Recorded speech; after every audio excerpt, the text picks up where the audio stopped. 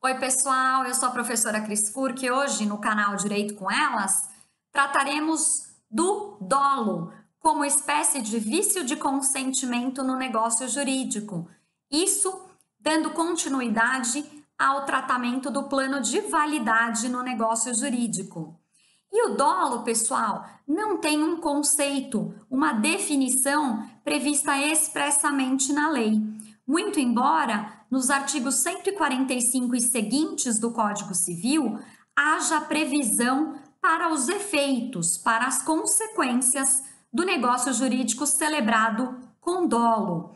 Porque o artigo 145 nos dirá que o negócio jurídico celebrado com dolo e sendo esse dolo a causa desse negócio jurídico, será então passível de anulação.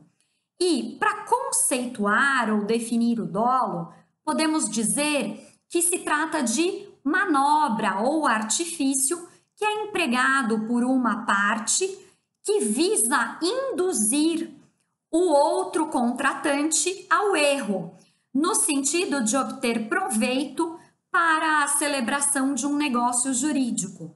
Lembrando que esse proveito eu posso obter em meu favor ou em favor de terceiro. E, nesse caso, pessoal, não podemos confundir o dolo com o erro, porque o erro é cometido pelo próprio declarante. Então, eu mesma, declarante, vi aquela peça, imaginei que aquela peça era de marfim e decidi então comprar a peça. Essa seria a hipótese de erro. Eu mesma declarei vontade, mas declarei vontade induzida em erro, na verdade por mim mesma, que tive uma falsa percepção da realidade. No dolo, por sua vez, eu teria sido induzida por uma outra pessoa à prática desse negócio jurídico. Então, imaginem que eu fui ao antiquário, decidi perguntar se aquela peça era de marfim e fui informada pelo vendedor que a peça sim era de marfim.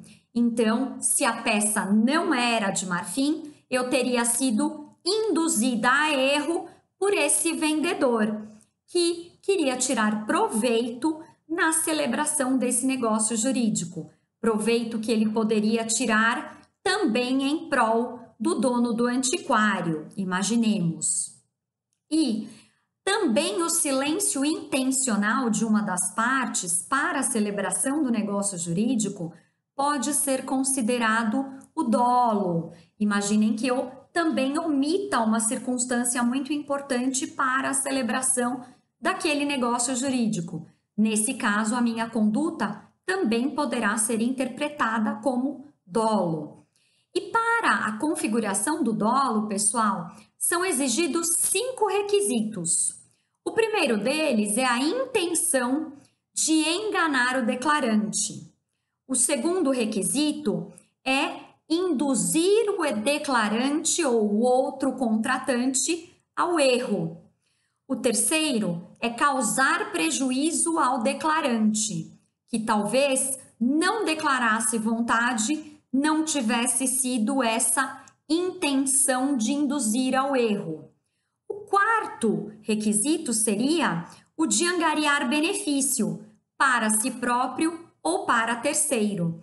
E o quinto e último requisito, pessoal, é que o dolo tenha sido praticado em relação a uma causa determinante para a celebração do negócio jurídico. O que isso quer dizer? Nós devemos sempre nos perguntar: será que se ele soubesse daquela informação, será que se soubesse que aquela informação era inverídica, teria celebrado o negócio jurídico mesmo assim? Porque vejam, se eu soubesse que aquela peça não era uma peça de marfim, eu, como colecionadora de marfim, de peças de marfim, teria celebrado o negócio jurídico? Não, não teria celebrado. Isso significaria dizer que o dolo cometido pelo vendedor do antiquário teria sido um dolo em relação à causa determinante para o negócio jurídico. Até porque, se eu soubesse da conduta dolosa do vendedor e se eu soubesse da verdadeira característica daquele objeto, eu não teria celebrado o negócio jurídico naquele mesmo formato. E veja, por isso é necessário que o dolo seja um dolo principal ou dolo essencial, o dolo que tem relação com a causa determinante para a celebração do negócio jurídico. Hipótese em que, então, poderá ser anulado o negócio jurídico. Claro que quando exigido, quando questionado por uma das partes.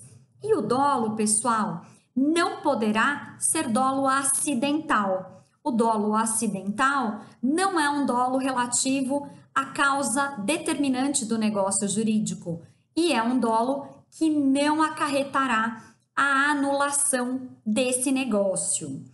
E nas espécies de dolos, nós temos o dolo de terceiro, que teria sido, por exemplo, o dolo desse vendedor cometido em proveito, por exemplo, do dono do antiquário. Nesse caso, pessoal, o negócio jurídico somente seria anulável se o dono do antiquário, ou seja, se aquele que tira verdadeiro proveito do negócio tivesse ciência do dolo praticado por esse contratante, por uma das partes, né?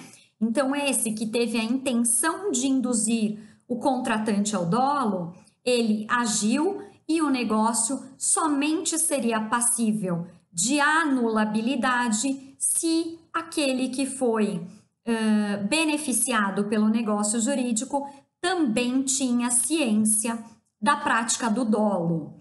Então, nesse caso, somente assim será possível anular o negócio jurídico. E uma outra hipótese, pessoal, de dolo é o dolo bilateral, hipótese em que as duas partes agem com dolo. E nesse caso, não será possível exigir a anulação do negócio jurídico, justamente porque, se eu agir com dolo, eu não posso questionar a conduta da outra parte que comigo teria agido da mesma forma. Pessoal, fiquem ligados nos próximos encontros, continuaremos falando de vícios de consentimento. Nos enviem as dúvidas e não esqueçam de dar o seu like. Um beijo e até o próximo encontro!